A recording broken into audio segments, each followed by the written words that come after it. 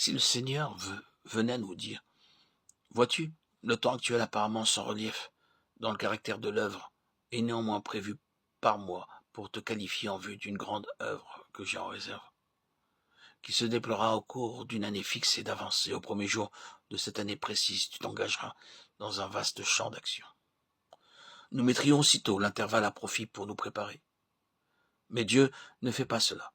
Et cependant, il se pourrait bien qu'à un moment précis inscrit dans le plan de Dieu pour notre vie, il y ait un départ vers une tâche très importante. Mais il ne voudrait pas que nos cœurs soient en travail devant lui uniquement en raison de la portion de l'œuvre qui nous attend. Il désire que nous soyons travaillés intérieurement au sujet de notre union de cœur avec sa personne. Il est si facile de rendre les gens diligents et sérieux lorsque vous leur donnez un travail précis à faire. À défaut de cela, il y a peu ou pas d'initiative personnelle en eux qui les pousserait à prendre l'attitude suivante. Il est fort possible que Dieu ait quelque chose en vue, je n'en sais rien, mais je m'en vais mettre à profit ce temps actuel pour lui, de sorte que je serai prêt s'il devait m'appeler.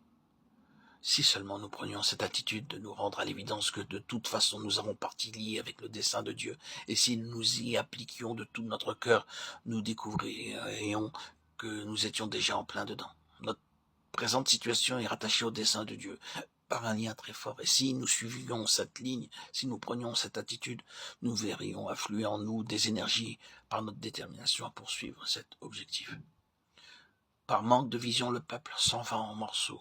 Ce n'est qu'une autre expression pour dire que la perte ou l'absence de la conscience d'un dessein signifie une perte de puissance.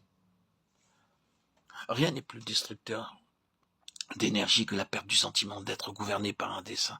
Rien n'est plus démoralisant que de perdre le sens d'un besoin bien défini.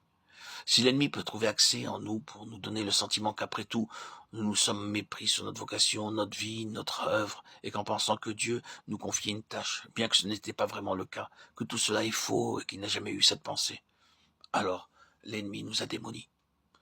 Nous voilà faibles, impotents, démoralisés, incapables de faire face à quoi que ce soit.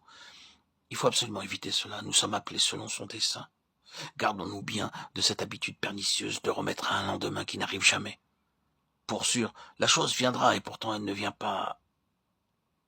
Notre esprit est rivé sur un appel situé dans le futur. Peut-être la semaine prochaine, peut-être d'ici un mois, peut-être 2 mois, peut-être l'année prochaine. Attention, le diable gaspille notre vie. C'est aujourd'hui, le jour où il nous faut connaître le Seigneur davantage et autant que possible.